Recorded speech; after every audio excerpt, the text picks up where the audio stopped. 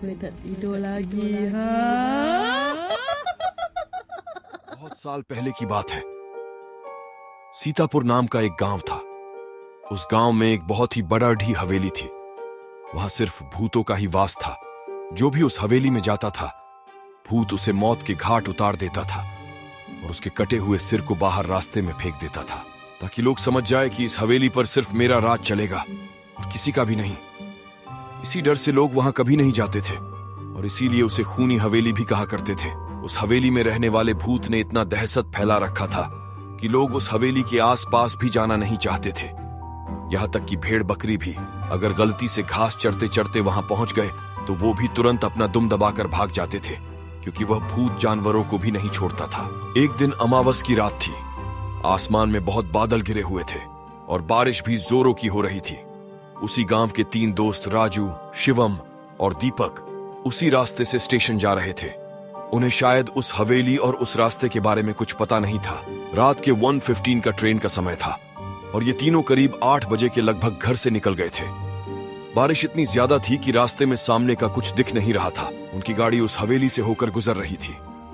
सामने पूरा अंधेरा था और आसमान में बिजली जैसे ही चमक रही थी। वह हवेली और भयानक लग रही थी। तीनों की किस्मत इतनी खराब थी कि उनकी गाड़ी उस हवेली के ठीक सामने ही आकर खराब हो गई। ड्राइवर बोला, साहब, लग रहा है कि इंजन में पानी चला गया है। गाड़ी स्टार्ट ही नहीं हो रहा है। इसको ठीक करने में शायद 1 घंटा लग जाएगा। तब तक आप लोग इस हवेली में जाइए। जैसे ही गाड़ी ठीक हो जाएगी मैं आप लोगों को वापस बुला लूंगा।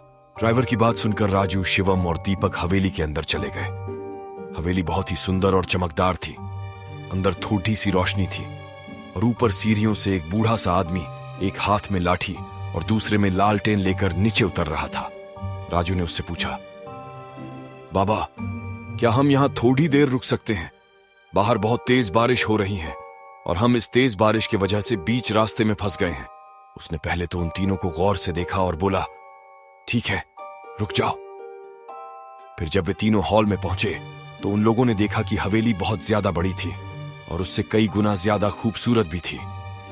वहां एक दीवार पर एक आदमी की बहुत बड़ी तस्वीर लगी हुई थी, जिसकी बड़ी सी मुछे, एक हाथ में तलवार और दूसरे हाथ में पहले जमाने की तरह बंदूक था, एकदम राजा की तरह। और उस तस्वीर को देखने में डर महसूस हो रहा था। ऐसा लग रहा था कि ये कोई मामूली तस्वीर नहीं है। दीपक ने तुरंत उस बाबा से पूछा, बाबा, क्या आप इतने बड़े हवेली में अकेले रहते हो और इस तस्वीर में ये आदमी कौन है? बाबा ने दीपक से आंख मिलाकर कहा, ये इस घर का मालिक थे जो कई साल पहले इनकी मौत हो गई और मैं इनका रिश्तेदार हूं और इस हवेली की देखभाल के लिए आता जाता रहता हूं। आज बारिश की वजह से मैं भी घर नहीं जा पाया। चलो मैं तुम लोग को कमरा दिखा देता हूं। राजू, शिवम और दीपक उसके पीछे पीछे चल दिए। वे लोग सीढ़ी के सामने जैसे ही गए तो ऐसा लगा कि कोई उन्हें छुप कर देख रहा है। फिर उन लोग ने अनदेखा कर दिया। कमरे तक जाते जाते अचानक उन लोग की नजर वापस राजा की तस्वीर पर पड़ी ढी। थोड़ी देर के लिए उन्हें ऐसा लगा कि उसके हाथ और सिर हिला। शायद सबका वहम था या सच, पता नहीं, लेकिन ये सब देखकर उन लोग थोड़ा डर गए थे। फिर वो बाबा उन सबको एक कमरे में लेकर गया। फिर उन लोगों ने अपना अपना सामान रखा और सो गए। वे लोग इतना थक चुके थे कि बिस्तर पर लेटते ही नींद आ गई। रात के शायद 12 बजे का समय हुआ होगा। तभी शिवम अचानक चिल्लाने लगा। उसकी आवाज सुनकर उसके दोनों दोस्त जग गए और उससे पूछने लगे, क्या हुआ भाई, तू इतना जोर से क्यों चिल्लाया? फिर शिवम बोला, मुझे एक बहुत डरावना सपना आया था। मैंने देखा कि उस फोटो वाला आदमी हम तीनों को मारने आया है। शिवम की बात सुनकर राजू और दीपक को मजाक लगा, इसलिए उन दोनों ने उसे समझाया और दोबारा सुला दिया और खुद सो गए। फिर थोड़ी देर बाद बिल्कुल वही सपना राजू और दीपक को आया। इसके बाद तीनों डर गए। अब उन लोग को इतना तो समझ आ गया था कि एक ही सपना हम तीनों को नहीं आ सकता। इस हवेली में कुछ तो है। शायद ये कहीं भूतिया हवेली तो नहीं है। दीपक ने जल्दी से जाकर दरवाजा खोलने की कोशिश किया, लेकिन वो बाबा बाहर से दरवाजा बंद करके चला गया था। अब उन लोग को समझ नहीं आ रहा था कि क्या करें। डर के मारे सबको जोरों से प्यास लग रही थी। साथ में पानी लाए थे, लेकिन एक ही घुट पीने में सब पानी खत्म हो गया। फिर तीनों खिड़की से आवाज लगाने लगे, लेकिन बाहर से कोई जवाब नहीं आ रहा था। दीपक ने अपना मोबाइल उठाकर फोन करना चाहा, लेकिन वहां नेटवर्क ही नहीं था। सब कुछ बहुत अजीब हो रहा था। अब उनके साथ आगे क्या होने वाला था ये किसी को नहीं पता था, लेकिन उन्हें समझ आ गया था कि वो बहुत बुरी तरह से फंस गए हैं। पूरा एक दिन और एक रात बीतने के बाद उनके कमरे का दरवाजा खुला। बाहर पूरा सन्नाटा था और जो बाबा उनको मिला था उसका भी कोई पता नहीं था। जैसे ही दरवाजा खुला, तीनों पागलों की तरह दौड़ कर कमरे से बाहर निकले और हवेली से बाहर निकलने का रास्ता ढूंढने लगे, लेकिन बाहर जाने का कोई रास्ता नहीं था। फिर सब लोग ऊपर चले गए और वहां से नीचे कूदने का सोचा, लेकिन हवेली इतनी ऊंचा था कि उन लोग का हिम्मत ही नहीं हुई। उदास होकर सभी वापस नीचे आ गए। सबको बहुत तेज भूख और प्यास लगी थी। सब जगह देखा, लेकिन उन्हें न ही कुछ खाने को मिला और न ही कुछ पीने को। नल तो था, लेकिन उसमें पानी नहीं आ रहा था।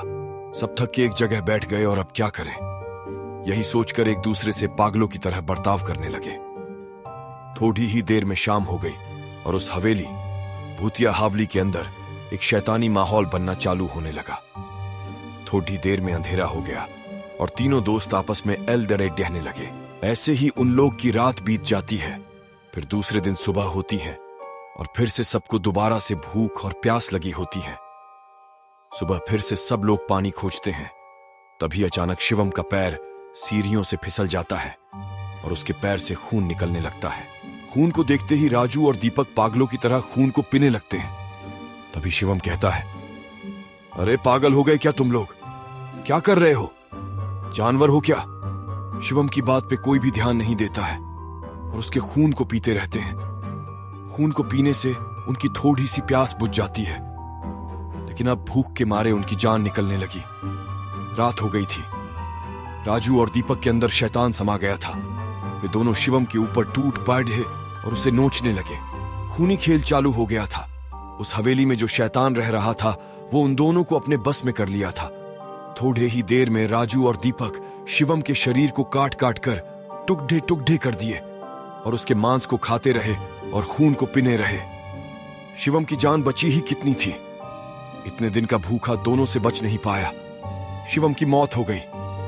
राजू और दीपक काफी देर तक उसका मांस खाते रहे, जैसे कोई जानवर दूसरे जानवर का मांस नोच कर खा रहा हो। ऐसा लग रहा था कि उन लोग के अंदर का इंसान मर गया हो। कुछ देर बाद रात हो गई। खून पीकर और मांस खाकर दोनों को अब बहुत जोरों की नींद आने लगी और वे जहां थे वहीं सो गए। सुबह हुई। दोनों थके हालत में सो के उठे, लेकिन प्यास और भूख उनका पीछा कहाँ छोड़ डालने वाली थी। अब दोनों एक दूसरे का शिकार करने के लिए सोचने लगे। राजू ने चालाकी से एक दरवाजे के पीछे छुप गया और जैसे ही दीपक कमरे में आया, वैसे ही राजू ने उसका सर पकड़ डेच कर दीवार में दे मारा। उसका सर फटकर दो टुकड़ा हो गया। जमीन पर पूरा खून ही खून बहने लगा। राजू उसका खून देखकर खुश हो गया और उसे पीने लगा और मांस को खाने लगा। हैवानियत अपने चरम सीमा पर थी। शैतान उसके ऊपर हावी हो चुका था।